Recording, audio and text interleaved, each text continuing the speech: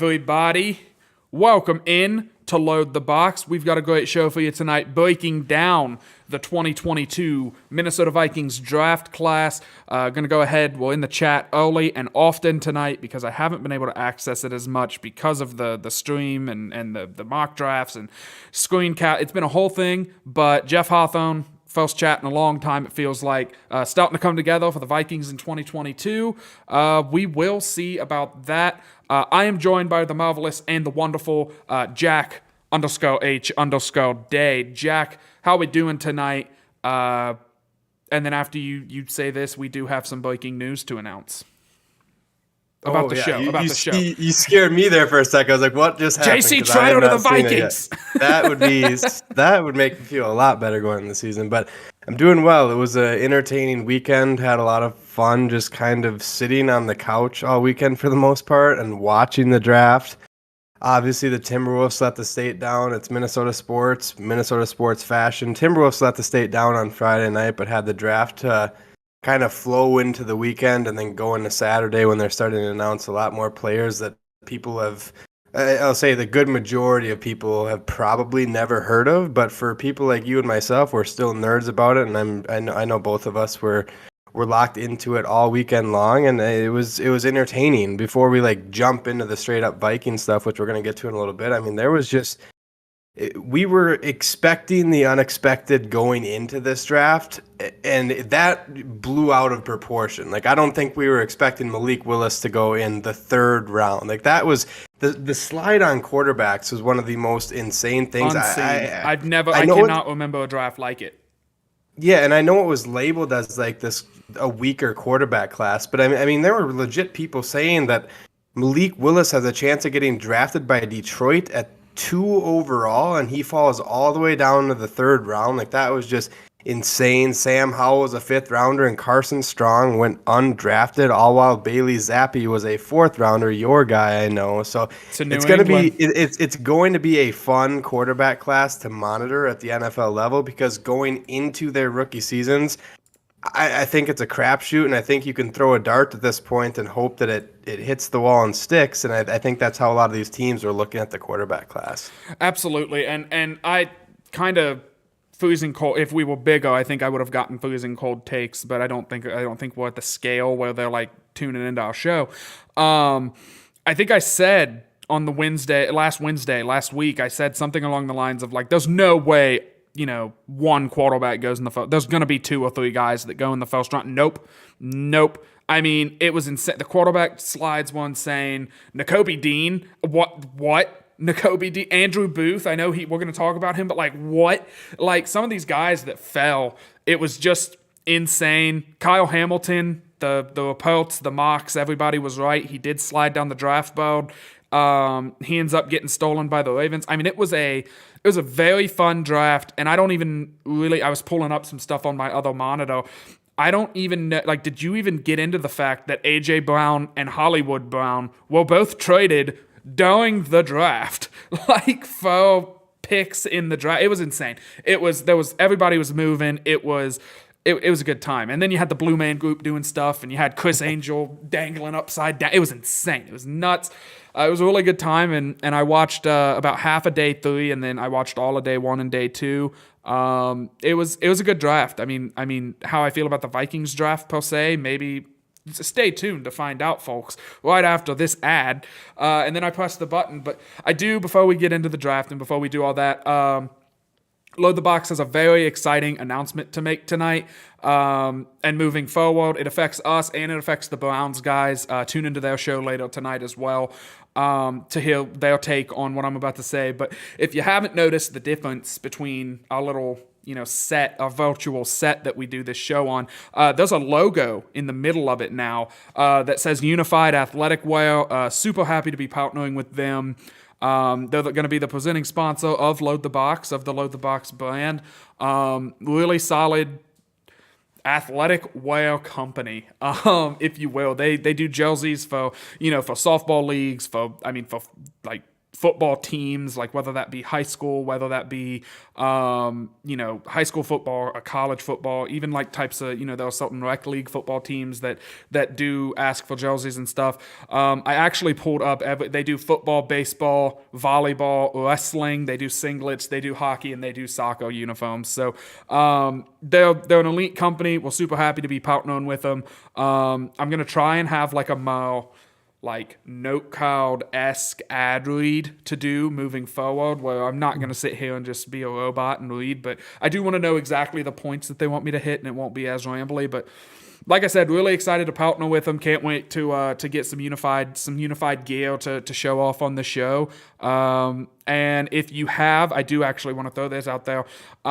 If you do have any inquiries, if you need a softball jersey, if you need football jerseys or volleyball, whatever jerseys you need, whatever athletic wear you need, go ahead and hit up Titus. That's Tytus at, like, the at symbol, unifiedathleticwear.com for anything you need. They also do some like non-athletic stuff. Like it's based out of Cincinnati, but like they made this Reds, like it's like a Chelsea almost, and it's like the old school like pinstripes. It's really clean. I need to get one. Unfortunately, it didn't come with the deal that we struck though. So really excited about that. The chat's blown up. We've got Jeff Hawthorne saying he gives this draft an A. Josh Hawthorne says B+. And then Tom Day, of course, saying Baker Mayfield is sponsoring the Brown Show. And then Tom Day says no more talk about shaving our nether regions. I know they don't pay us anymore, but Manscaped is so much more than just shaving your nether regions. They sent us those product bags. Elite. Just elite company. Hint, hint, wink, wink, Manscaped. Come on home. But anyway, Jack, I'm going to pass it to you. Vikings trade from 12 to 32. What are your initial reactions once you see the compensation? And then follow it up just straight up with we pick Lewis Cine. What do you think of the player? What do you think of the trade? The whole night one. I think initial reaction was the majority of the Vikings fan base were overreacting, if you will. It was just like, I don't know. And we were talking about this a little bit prior to the show, and I understand it in terms of the value. I think it was a little bit weird losing the second round pick, if I'm remembering that pick 46, and not getting like an additional third rounder according to the old school chart. But Kwesi Mensah, I've liked his quotes about the process because everyone coming and saying, hey, the Vikings have to play Jamison Williams twice a year. It's like, well, how do the Vikings look at trading within the division when they know have to do that? And Kwesi's answer was, well, you know what? The Detroit Lions and the Green Bay Packers, they also have to play the Vikings 2 times a year. And we think that we got some pretty solid players out of that deal. So the trade I was okay with. I think the second one more so than the first one. The second one really felt like it was solid value. The first one, I was somewhere in the middle on it, just trying to see it from both sides, if you will. And the player that comes with it is fascinating. Wanted to start off this segment by saying, I don't know if you saw this or not, but Jerry Jones legitimately holding up their draft board when the media was interviewing him and like some of the scouts. I haven't seen it yet. Straight up held it up. So thanks to elite technology nowadays, people were able to decipher their board. And they actually had Lewis Cine as the 13th ranked player on their big board, with Jamison Williams as the 14th ranked player. So I thought that was interesting. I know that means that it really doesn't mean anything as a Vikings podcast, but it's fun getting to see around the league stuff that we're not supposed to be seeing just because Jerry Jones is like, hey, I'm going to hold this up. He's like, we actually had this guy ranked higher than this guy. And I thought that was funny. So at the end of the day, I think the Vikings, what they got was a blue chip player. And the best word to explain him, you've probably seen this, and I have some articles up on Vikings territory, and this has been one of the common themes describing his mentality. This guy is an absolute dog on the football field. He led Georgia with, I think it was 73 total tackles, 9 pass breakups. And that was arguably probably the best collegiate defense that we've ever seen. They had 5 players go off the board on day one, which is insane. It broke a record. So on top of that, on top of being an absolute physical just specimen that is willing to absolutely lay the hammer. When I say lay the hammer, I wasn't seeing when you watch Kyle Hamilton film, it was just a little bit different feel. I'm not going to sit here and say I wouldn't have wanted Kyle Hamilton in purple, because that's not the case. You and I were both pretty high on Kyle Hamilton, but Lewis Cine has a different feel to him because he has that high end speed. He's got better closing speed because of the 4.37 40-yard dash that he ran. And when he hits you, you're going to feel it. There was a hit circulating Twitter right on the first night of the draft where he almost decapitated Kyle Pitts, who was an absolute monster, obviously, crossing over the middle. And he laid him out, and Anderson Dahoed both himself and Kyle Pitts. And I say the word Anderson Dahoed because Vikings fans are used to seeing Anderson Dahoed absolutely be fearless over the middle, and that's what they get in Cine. But he's a lot more athletic than what we've been used to having at that position. And I think that kind of it gives the Vikings versatility with that, because I think it allows Harrison Smith to stay in that box-heavy presence, what Vikings fans are used to seeing. And I think we're going to see Cine play more of a free safety look, which just having him roam the deep halves or the deep thirds of the field, it's going to be entertaining with his athleticism. And the fact that he's going to be coming from deep and hitting players coming full speed is going to be exciting because this guy flies around, great nose for the football. It wasn't an accident that he was named the defensive MVP of the national championship. I think the Vikings got themselves a really, really good player at a pretty big need. I don't know. We probably don't need to spend too much time talking about this because we don't know what's going to happen with Cam Bynum. I think as of right now, Luis Seen has to be the hands down favorite to win that job just because of the upside there. And just getting players, I think this is something that you and I both talked about. It wasn't necessarily who, it was more so about the position going into this class. And the Vikings, with their first 2 picks, which we'll get to in a second here, got 2 players with starting caliber, 2 players that could start from day one. And the Vikings desperately needed that in their secondary. Yeah, I was very skeptical of the trade, and we were kind of talking about it before the show, and it's this like chicken and the egg. Like, I don't like the pick because Kyle Hamilton was there at 12, but then also if we don't trade, then we don't get the Lions second, and then we don't get these other picks. So I look, so Lewis Seen, the player, I think is going to be a fine safety. I do think he is a very good player. He comes from the best defense of my lifetime that plays at the collegiate level. So I thought my dog just actually broke my back door down, and I was about to like panic. But I think that he's an elite level player, and he's going to have a really, really good career. My concern is, and I think Ed Donatel and Kevin O'Connell are going to have to kind of coach this out of the kid. That Kyle Pitts hit would not only put him out of that game because he would get ejected, it would probably come with like a game or 2 suspension on top of it for just taking somebody's head off of their body. And so that's where there is some concern for me. Well, a little under the influence, I started tweeting out some things along the lines of like, this guy feels like the type of guy who, we say like, oh my God, what a bonehead play. Whenever you come across the middle, you blow somebody up on 3rd and 16, and you get a 15-yard penalty. It extends the drive, and then a team goes down. And I listened to him in some interviews post-draft. I listened to his interviews, with the actual Minnesota media. He seems like a really smart kid, so I do think he knows. So, I think he knows the landscape of the NFL. He knows what he can and cannot get away with. And it is going to take some coaching to kind of get that out of him and teach him how to hit good and clean, but also still bring that lumbo that he does bring. And I know the Andrew Sendejo comparison has been thrown around a lot just because he is. I mean, would it shock anybody if he shows up to OTAs wearing a Make Football Violent Again hat? Like, he's that type of a player. The difference is, like Jack brought up, he ran 4.3. Like, he's an athlete. Andrew Sendejo, all respect to the guy, had a couple good seasons with the Vikings, wasn't an elite level athlete, if you will. So I think Lewis Seen comes in and he can provide more of a deep safety role, whereas Andrew Sendejo, unfortunately, unless he was playing Drew Brees, was easily beatable over the top. So overall, I like the player. I don't know about the trade. I think we kind of have to see how Jameson Williams shakes out. We have to see how Lewis Seen shakes out. But the fact that the Vikings were able to, and I'm going to transition us just a little bit, the fact that they were able to take the second pick in the second round and turn it into 2 second-round picks, it really adds to the fact that we traded, because we didn't just get, the second pick. We ended up getting 2 seconds, which really well done job by Kwesi to kind of game the system a little bit. It felt like me playing Madden and just taking advantage of the computer and being like, I'll drop back here, I'll get a good player, and then I'll drop back again, and then I'll move up. He was moving around like it was a mock draft, at least in the first 2 days. It was crazy.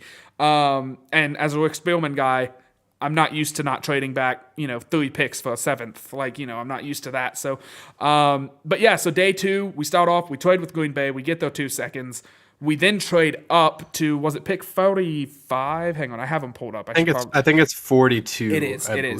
We trade up to 42 to select Andrew Booth Jr. We made the selection, I think, about 10 to 15 minutes after you text me, what is wrong with Andrew Booth, after I text you, what is wrong with Andrew Booth? Like, we were dumbfounded that he was still there. Love that the Vikings went up and got him. Made the draft for me. I'm not, Lewis Seen is going to be hopefully a great safety. Andrew Booth Jr., some people had him as like a top the one big boat I looked at had him as the 7th best player in this draft class. Like, he is very good. I don't know. I guess injury history is why he fell. Really excited about this, Jack. I want to get your take on it, and then I'll finish mine up. Yeah, I want to go back to Scene super Okay. quick just to say one thing that I had written down that I forgot to say, kind of to the Andrew Sendejo comparisons are fun because you and I, as dumb as the penalties can be, having that violent presence over the middle, you don't want to play against guys like that. No one wants to be running slants and post routes with that potential, like, blow up potential. Yeah. And on top of it, kind of saying that and just separating him from Andrew Sendejo, this is where Vikings fans will say, okay, this is not Andrew Sendejo because in 500 total pass coverage snaps, Scene did not allow a touchdown as the primary defender in 2021, the most in the FBS last year. That is insane. Combine that with the just sheer raw power, tackling power, and smacking you in the mouth. I love this kid more and more the more film I watch on him. If you haven't watched him blowing up plays, please go out and just do yourself a favor, even if it's just on YouTube. Look his name up and watch some of these hits. Find the Kyle Pitts hit. Just search it on Twitter. I've sent that text 10 to 10 different people. Please go on Twitter and just search Lewis Scene, Kyle Pitts. That's all you need to search. I have to bring up really quick. I do want to do a quick chat update. Jeff Hawthorne said that he had to talk me off the cliff after we drafted Lewis Scene, and then again after we traded with Green Bay. Before I knew what the conditions were, I didn't, but whatever. But then the reason I started laughing pretty aggressively during your take here is because Chris Paxitas, host of Load the Box Browns, is in the chat, and he said, talking about Andrew Sendejo, I wish he kept those violent tendencies when he played with the Browns, and it made me laugh pretty hard because he was terrible with the Browns. But Andrew Booth Jr. flows yells, I'm sorry. Yeah, and I agree with what you said. This, for me, this is the best pick for the Vikings in this draft class because Vikings fans can look at this one in two ways. They can say, you know what, why didn't the Vikings take Kyle Hamilton at pick 12 and just stay home? Instead, they get a safety that I think has a ceiling that's potentially just as high as Kyle Hamilton's because of the athleticism, and they get another cornerback. With the worst scenario for Andrew Booth in 2022 is he doesn't start right away and he pushes Cameron Dancer to get to the next level of his game. That's the worst case scenario, and that still will be good for the Vikings because you know what? Absolutely. That means they have a pretty damn good corner on the bench ready to come in. Something I don't think we have been able to say for the last 2 years in the Mike Zimmer era when we had the cornerback whisperer here in Minnesota, and it was still kind of frustrating. So I'm excited to see that. Like you said, he was a first-round talent, picked 42nd overall, and I like this kid. He's physical, but it's not Lewis Scene physical. He's a willing participant in run support, really scrappy defender. And that's the best word that I could use to describe him because his tackles, he's not going to lay a shoulder per se and lay somebody out, but he's scrappy in the way this is kind of going back, and I've used this comparison a couple times on the show, but Winfield Senior, not Junior. Winfield Senior was so good at making these scrappy little ankle tackles in the backfield. If you watch Booth's film, he does the same exact thing. And on top of it, we don't necessarily have the athleticism numbers because he didn't test. This kid was telling the Minnesota media and telling Kwesi Adofo-Mensah, you guys are going to get the chance. I think he had a herniated disc that he had surgery on this offseason. He's telling everyone that this is going to be the first time he's played football healthy since high school. This kid was putting up first-round evaluation playing hurt. Let's see what this kid can do healthy at the next level. I am juiced up about this. He has great ball skills on the back end. He has one of his best picks that I've seen from last season. He goes up and he just literally is going backwards and snags it one-handed. He's got all the tools to be a true boundary, legitimate cornerback one. And he's going to get to learn behind a pretty darn good one in Patrick Peterson now. So I think this is the best pick for the Vikings in this entire draft. And this is, I don't like necessarily giving out A+ grades, but if I were to do that, this would be the pick of this draft that I would do that for. Yeah, I mean, this was a guy who we were talking about, I think we were talking about this guy last week in the mock draft at 12 when we were Sauce went, Stingley went, Maybe we take Booth at 12. We got him 30 picks. We got him at 32. Like, I would not have been shocked if the Vikings stayed at 12 and picked Andrew Booth. I might have been a little disappointed because I would have been like, maybe you could have moved down a little bit, gotten some value later.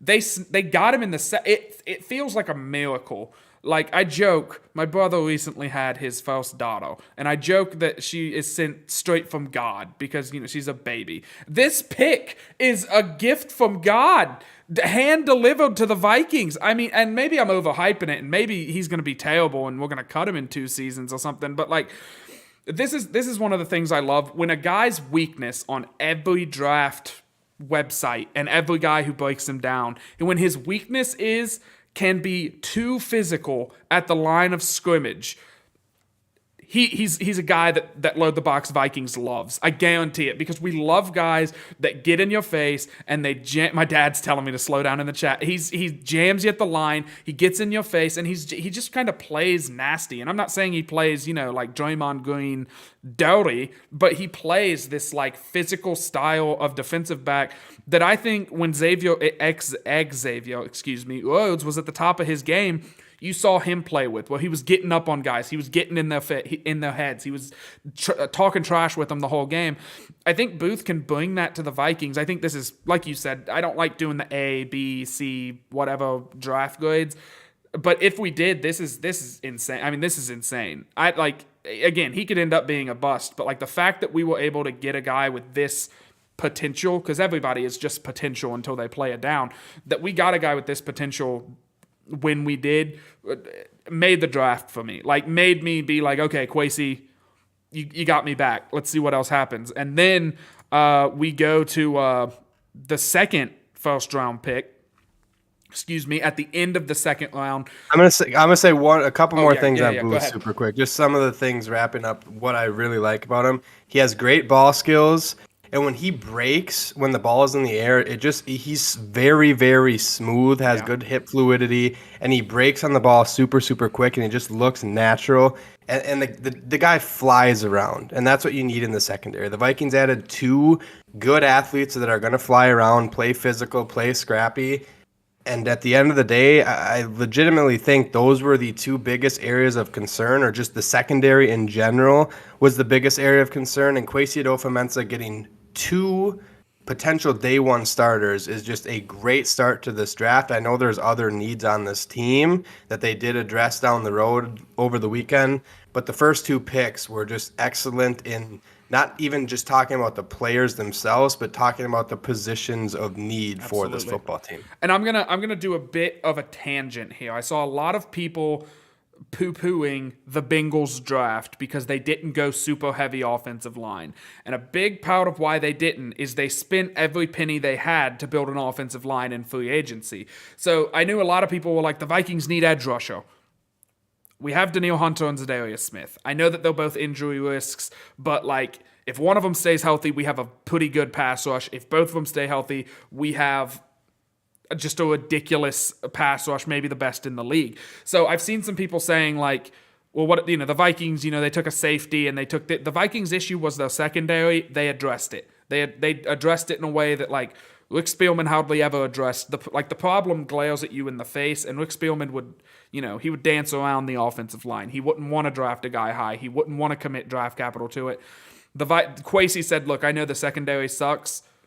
There you go. Here's 2 first-round picks, basically, for the secondary. Let's see what happens. Moving to pick number 59, Josh Hawthorne says the word of the day is hip fluidity, which I do think that's a pretty good word of the day. But we draft interior offensive lineman Ed Ingram out of LSU. We keep him in the purple and yellow. He can keep all of his wristbands and whatnot because they will match here in Minnesota.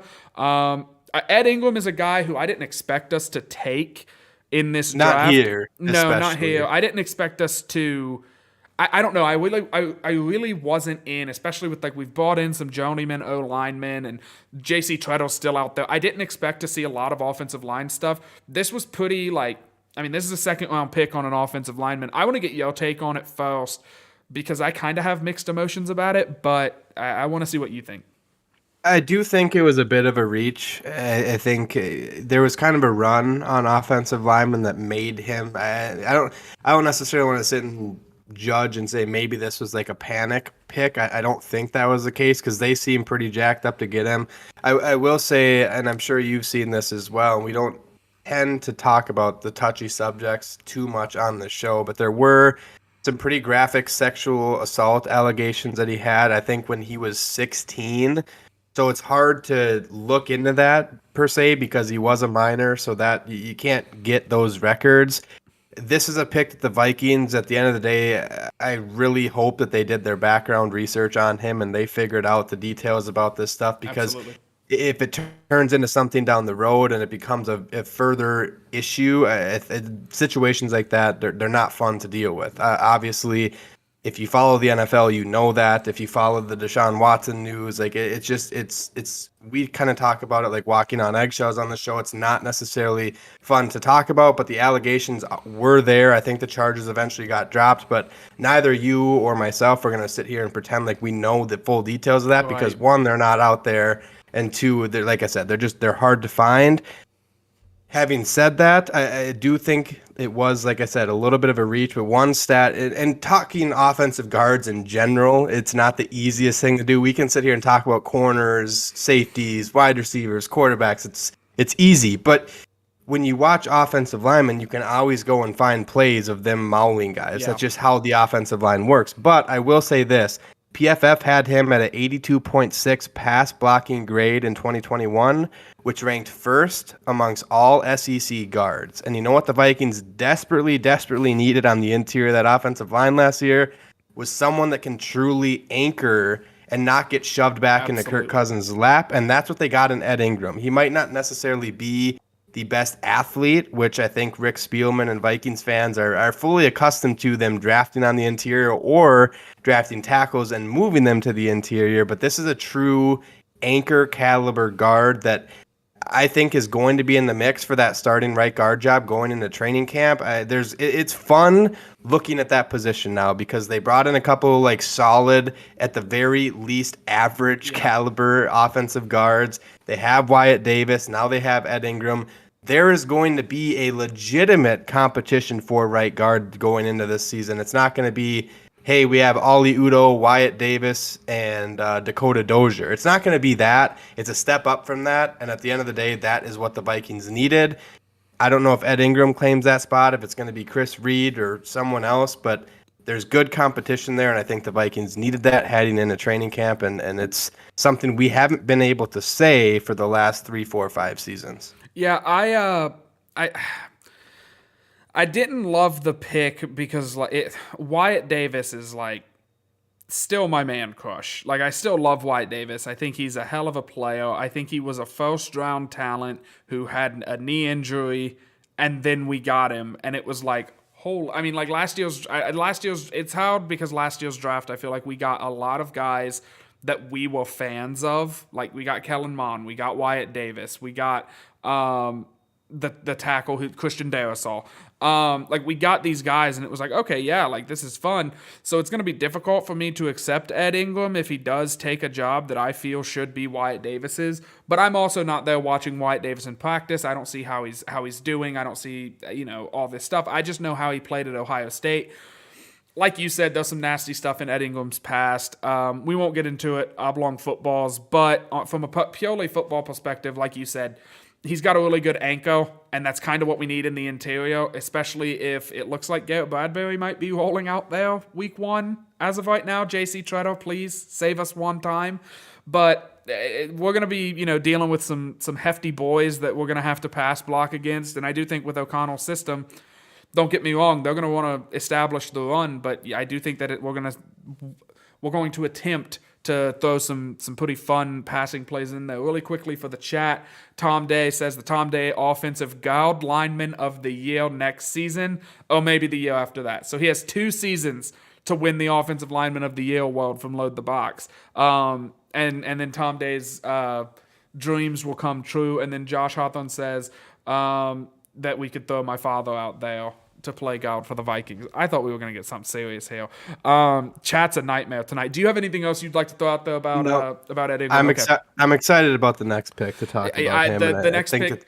I think this will be the last one that we spend a significant amount of time talking about, and then we will start kind of sentencing, quick paragraph about the guy, and then kind of moving on. But Brian Asamoah, I think we picked him while Nakobe Dean was still there, so my heart broke when I heard we were taking a linebacker that wasn't named Nakobe Dean. I get it. There's a lot of concerns about Nakobe Dean's medical history.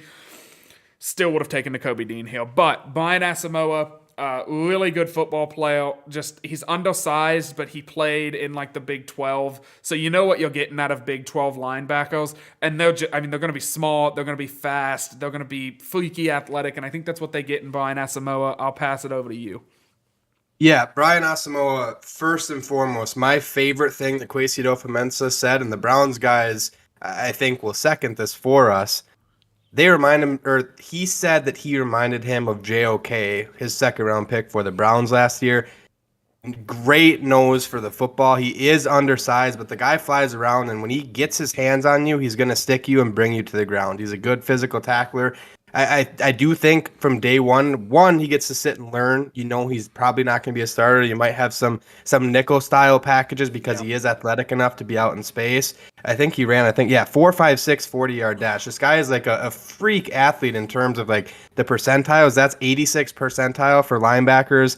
1.55 10-yard split, which means he's explosive. That was in the 87 percentile. That's another thing. Kwesi Adofo-Mensah, you look at a lot of these players in this draft, a lot of them have good 10-yard splits, which means they're good at getting up to top speed early. They have good explosion. Brian Asamoah is no exception to that. Like I said, elite nose for the football outside of being a little bit undersized. You can put some weight on the kid, I think. I think he was like 220, something like that. I had a relative athletic score I thought as well written down, but I must not have actually written that down. But like I said, you need, when you're revamping defenses, you need players that are physical, willing participants in the run game. He's going to be that, and he has elite top-end speed for a linebacker. I mean, imagine putting that guy on kickoff. He's going to fly down there, and he's going to smack you in the mouth. Cool drafts. Probably one of my favorite draft videos for this year's class as well. He was in a suit with sunglasses on, and you could just see the tears streaming down his face. Yeah. And I love the emotions. He's kind of said to Kwesi, they're both from Ghana, or have Ghanaian, why am I missing the word? Ancestry, thank you. Yes, and they were like connecting over that moment, and I thought that was super cool as well. Was this those the pick draft where videos? Kwesi said, like, did you think you would be getting your NFL call from a guy named Kwesi? Was this him? I believe so. I think it was. I believe so. Really cool moment. And I like that Kwesi is starting some of these conversations out too. We're building a building out of dream chasers. Are you ready to come chase dreams? I love that. I heard him say that. Like, I was intoxicated, and I heard him say, like, we're building full of dream chasers. You want to come chase dreams with us? And I was like, that's cold. That's like, I get that, like, it sounds like some, like, mushy rainbows and unicorns. Like, oh, like, there are going to be people that are like, this is a man's game. Nah, that's cold. We're chasing dreams this season, boys, okay? That's what we're here for. God, I'm really hyped. I don't want to, like, cut off your... I want you to finish your Asamoah take, because I don't... No, I'm good to go on Asamoah. Right. No, like I said, I think day one, special teams contributor, eventually could carve himself out a role for that defense. I mean, the linebacker depth is thin, and a year ago in the third round as well, the Vikings drafted Chaz Surratt. I like Asamoah a lot more than I like Surratt. He's more refined at his craft at the position. He's played it a little bit longer, and like I said, I'm just excited about the athletes that they got and what they can turn him into. Absolutely. Josh Hawthorne in the chat saying he's going to be great in the nickel, and that the Vikings went heavy on speed this year, and that he's a fan of that, and I am as well. My kind of knee-jerk reaction to Brian Asamoah whenever I first saw him was like, God, I love linebackers that look like big running backs. Like I just love the way they play, because they're always like that. I know they're undersized for a linebacker, but like, I don't know. I like that style of linebacker. And you loved JOK last year too, right? I think it was both of us. And that comparison, it's a good comparison because they're both undersized, very athletic, and sure tacklers, and you need players that are like that on your roster. I think what's key is that we have an Eric Kendricks and we have the linebacker we signed out of Arizona, whose name is escaping, Jordan Hicks. Jordan Hicks. Yep. Yes. I knew his name was Jordan. I just couldn't remember his last name. But like we have these two traditional linebackers that we can have on run downs. But like third and long, we need, maybe not third and long, but like second and long, we want to bring in some shifty linebacker that's going to be better in pass coverage, that's going to be able to close on a ball on like a screen, or is going to be able to have the speed to catch some guys. Brian Asamoah is that guy. Really like the pick. I mean, I really do like the trades taken out of it. If you just showed me the Vikings' first four picks, of this draft class, I'd be ecstatic with the draft. I think that all four of these players are just gonna. They have really high ceilings. I do think they're putting a lot of naivety. We're bringing out the dictionaries tonight. We use it was like Ghanaian, or what was it? Yeah, that's it's from. I think that's the right. If I mess I think it you're up, correct. that's my I bad. think you're correct. But like we're bringing out that with fluidity, and I think that they're putting a lot of naive optimism into the ability of the coaching staff to just pull everything out of these athletes and make them elite players. And I hope they're right. I like that they're doing it, because if half these guys turn into really good players, this is a killer draft already. So moving on to round 4 really quickly here, a Caleb Evans, the defensive back out of Missouri. He was a guy I knew of, and this will actually be my Caleb Evans take. I knew of him. I had read a little bit about him. He wasn't a guy I actually went and tried to find film on and really dove into. I like the pick. He's another body in the secondary. We bring in guys. We let them compete. We let the bottom of that cornerback depth chart really scrap and see who makes the team. I don't know a ton about the guy other than he wears 26, or at least he did at Missouri. Jack, what is your reaction to the Caleb Evans take? Is this a guy who we should be looking, keeping an eye on, or is this a guy who is just going to be kind of depth? So I wrote an article for Vikings Territory that's up right now, just kind of going over my favorite pick from each day of this class. Caleb Evans is my favorite pick from day 3. I know he was the first one, so that's easy to say, but some reasons behind that. Idolized Patrick Peterson growing up. Guess who he's going to learn from now in the Vikings defense? Patrick Peterson, obviously. Another top-tier athlete. This one a little bit more special on the RAS scale. All of his tested numbers combined for that relative athletic score, 9.57, which ranks 88th out of 2,001 cornerbacks from 1987 to 2022. Just like I said, he brings in better depth. He has good size. He's 6'2", I think 200 pounds. And I do have a quote pulled up here. I hope it didn't go away, because this will probably be the longest one that I talk about just because of this quote. But someone asked Kwesi Adolfo-Mensah about a Caleb Evans, and this is what he had to say. I always call those dark room moments where you're watching film where your scout tells you, "Hey, take a look at this guy," and you get excited when you watch good players. You watch good players and you see that other people maybe see them a little differently, and that's when, as a general manager, you get really excited because, look, the players that go in the first round, everybody loves those guys, right? Where you find great value in this draft is the players your scouts find later in the draft and kind of bring your attention. So he was a guy that I remember watching at night. I sometimes watch in the dark. You're looking at him play, and you look at his size. He's a big guy. Man, he moves really well. He plays off. You see him doing things in our scheme that translate really well. You see him playing different coverages. You are looking around, and you always get this look in your eye like, am I crazy? There's that look because you don't ever want to assume you're right and the rest of the league is missing something. It might not be the case, but we really like the talent. We really like the talent and the skill set. We think he has great potential here, and we're excited to add him. Obviously, generally to the group, I think in this league, cornerback depth is important. You need 4 good ones at least. You need depth. You need depth year in and year out. Sorry, this is really hard to read on the screen that I'm looking at. That position will get challenged, and we're excited to add to the competition we had in that room. We had some great players here, and we're excited to add what we added to the room in general. So I love that quote. Just picturing, let me get back here to the channel here. Picturing Kwesi Adolfo-Mensah watching film in the dark by himself and just essentially falling in love with this prospect. And then getting up on stage and essentially being willing to say, you know what is the NFL missing on this guy? Because we love this kid.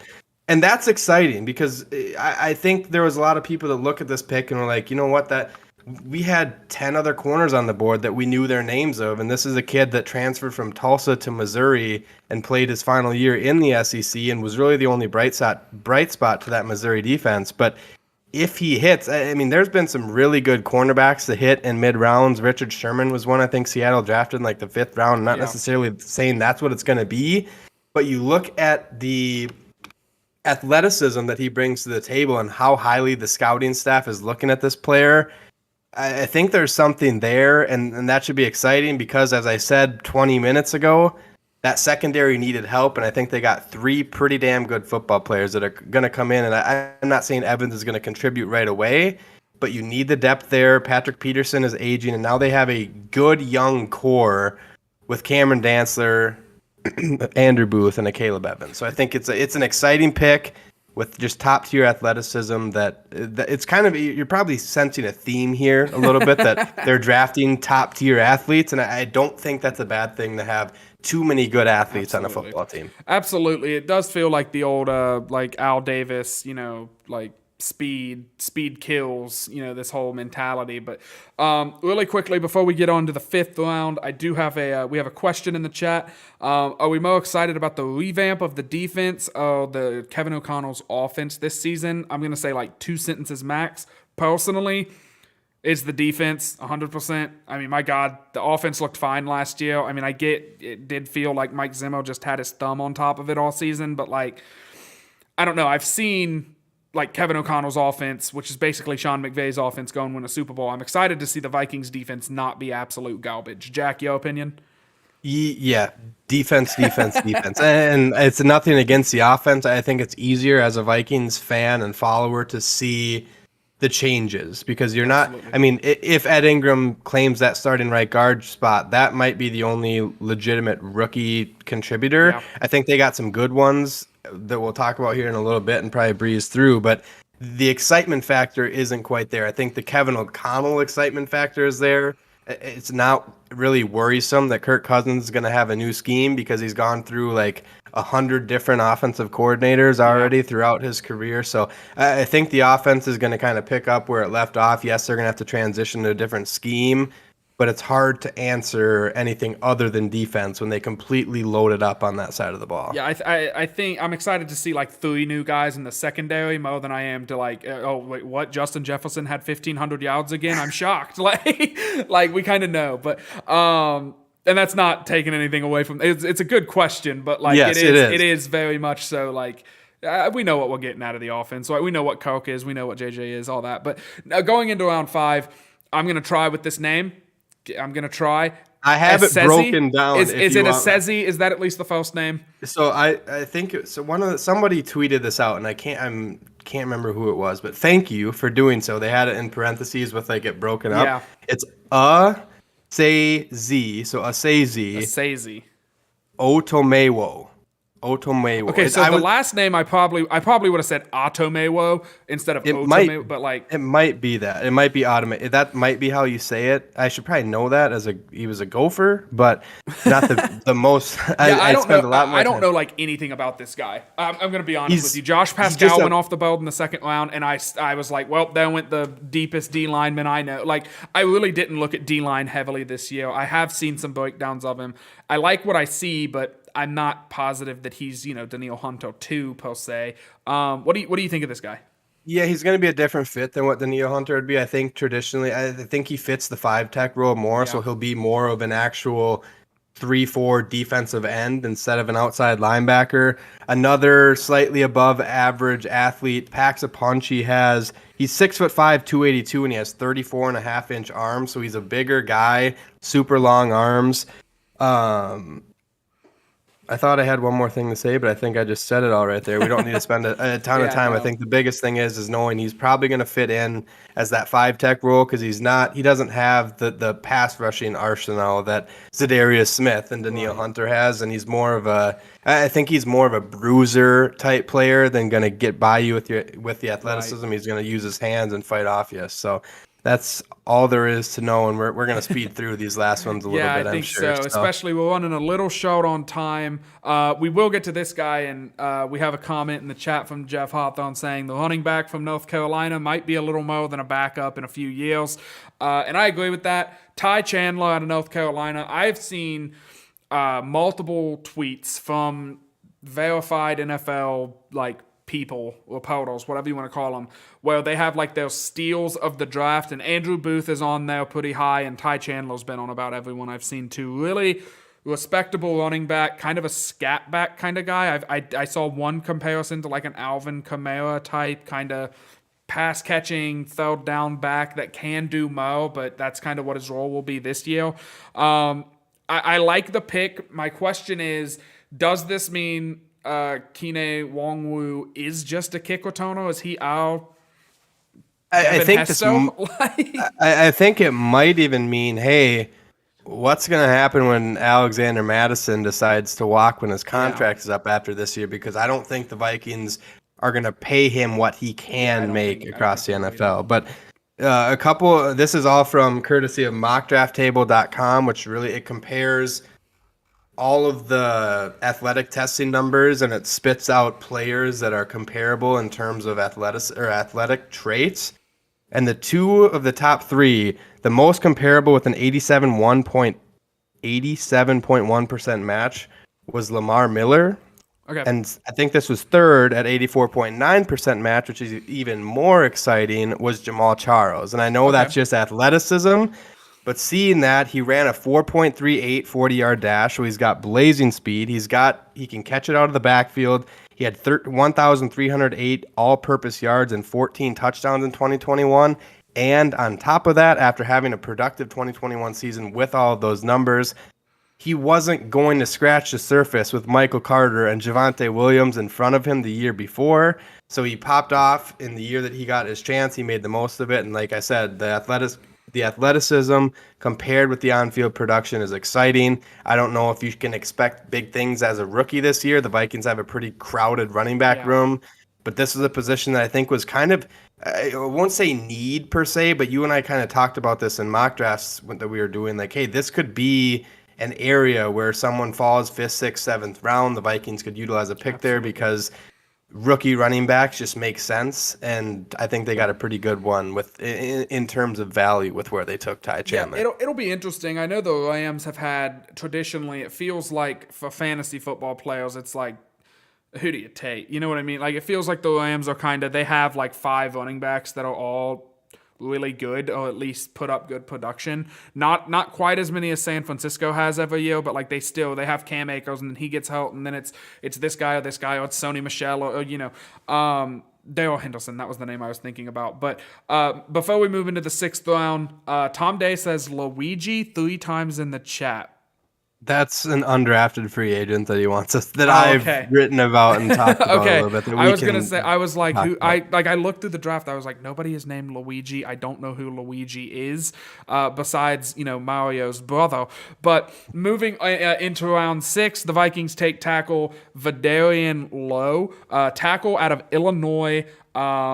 Honestly, I'm going to be real with you. It seems like kind of a depth training camp type piece. We'll see what happens. I don't think he's definitely not threatening Brian O'Neill or Christian Darrisaw's job anytime soon.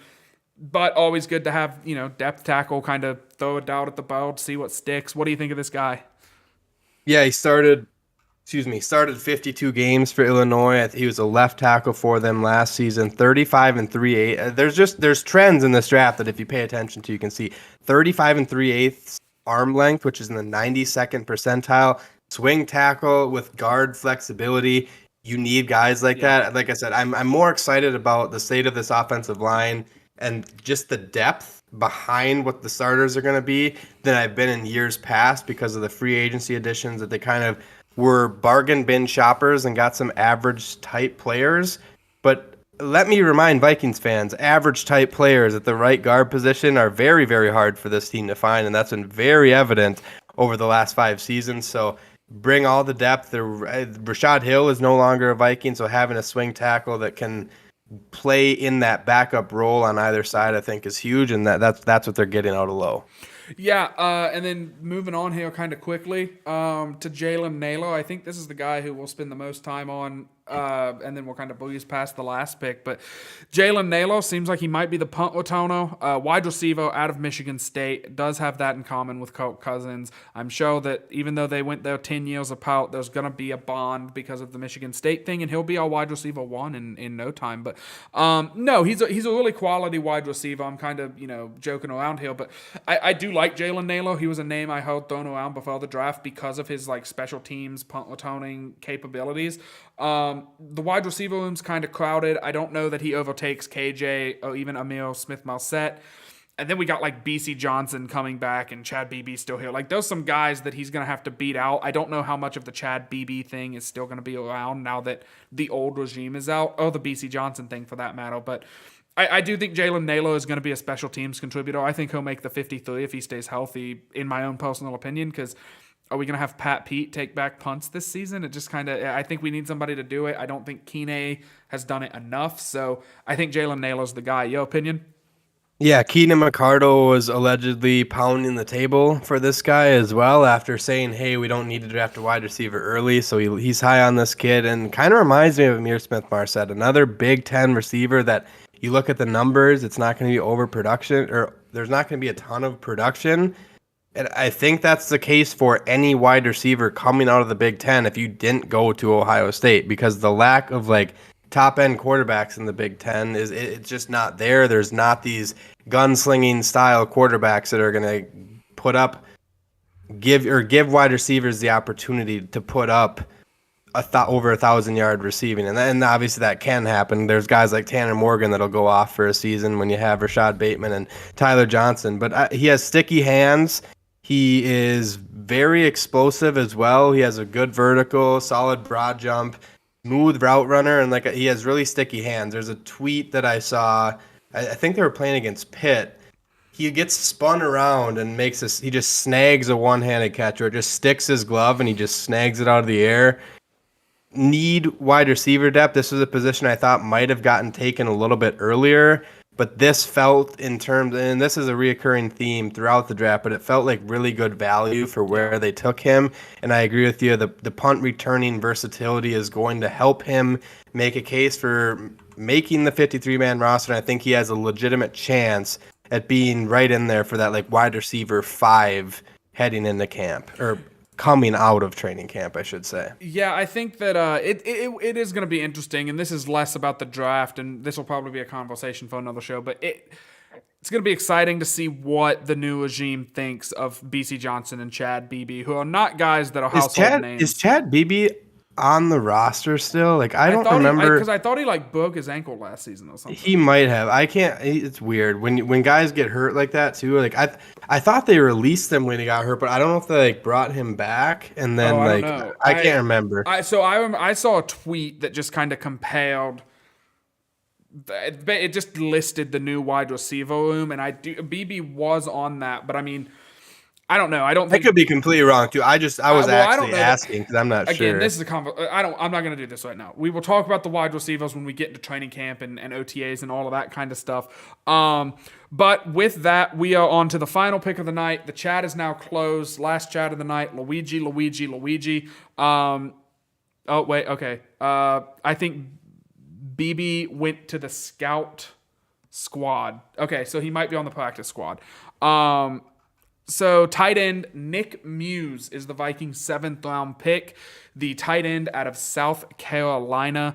Jack, I do not know anything about Nick Muse outside of I've looked at a few things, a few opinions. I don't really know what the play is here. I guess he's a 7th round pick, man. You're just taking athletes. You're taking guys who you think maybe. We're not looking at Kelsey.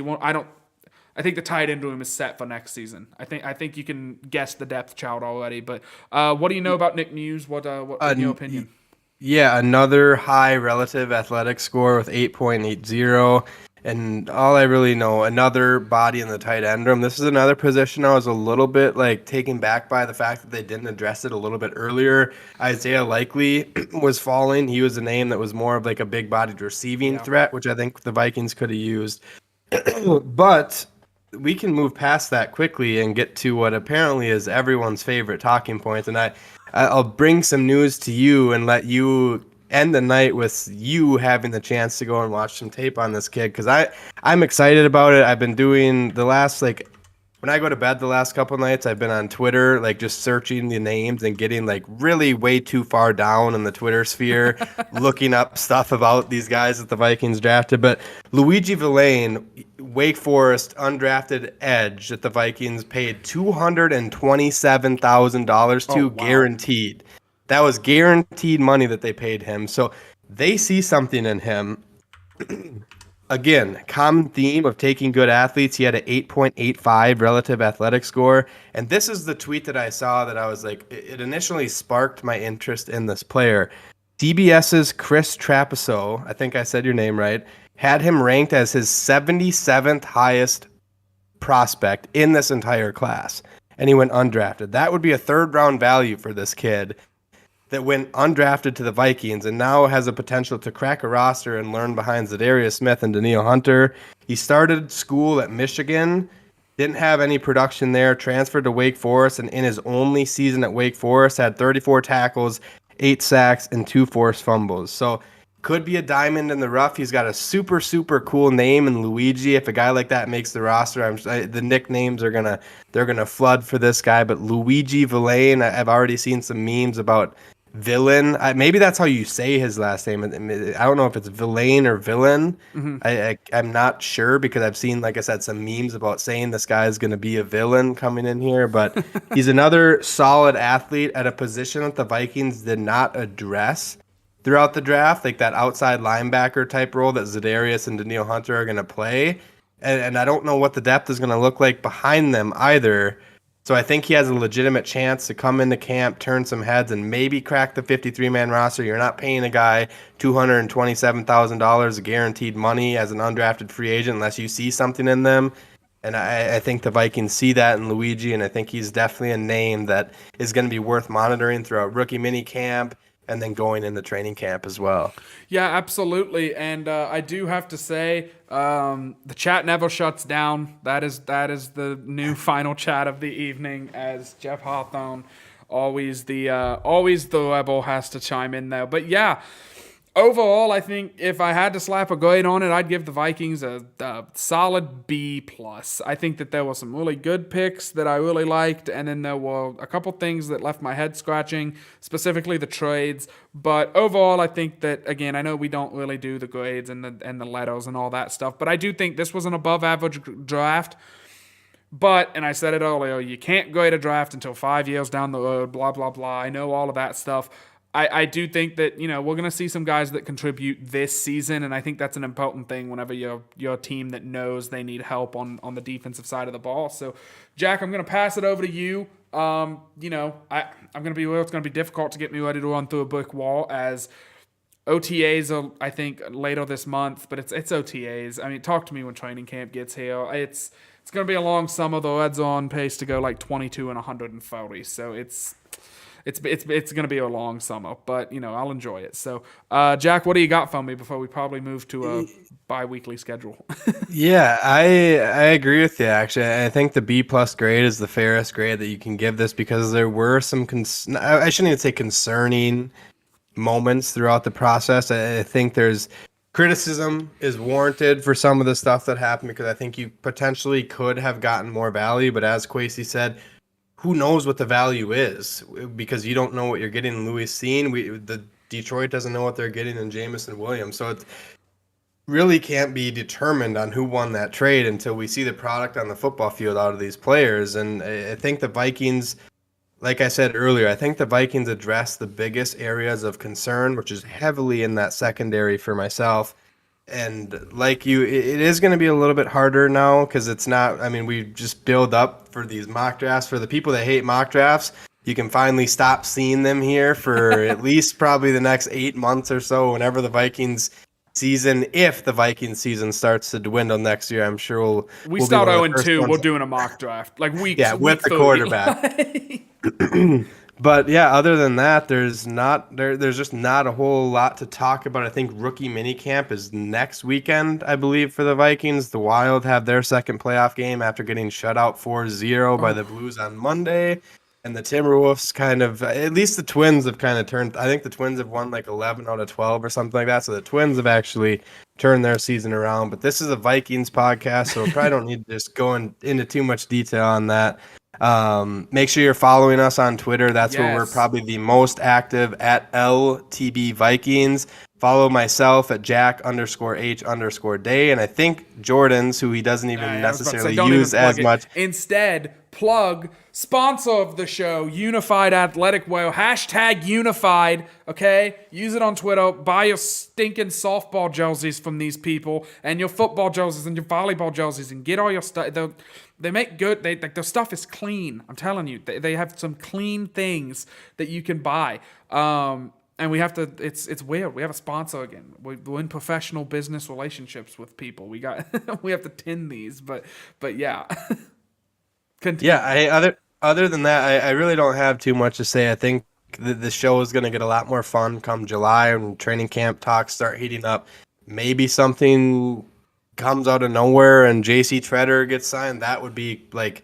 I think that would make this offseason look like even better. It would be like, okay, how are we gonna like lower Jordan and myself's expectations without us going absolutely crazy come July if that happens? But that's not the case as of right now. It's still pretty big glaring need at the center position. But as we talked about, if you can get some bigger bodies in there, I don't think it's fair.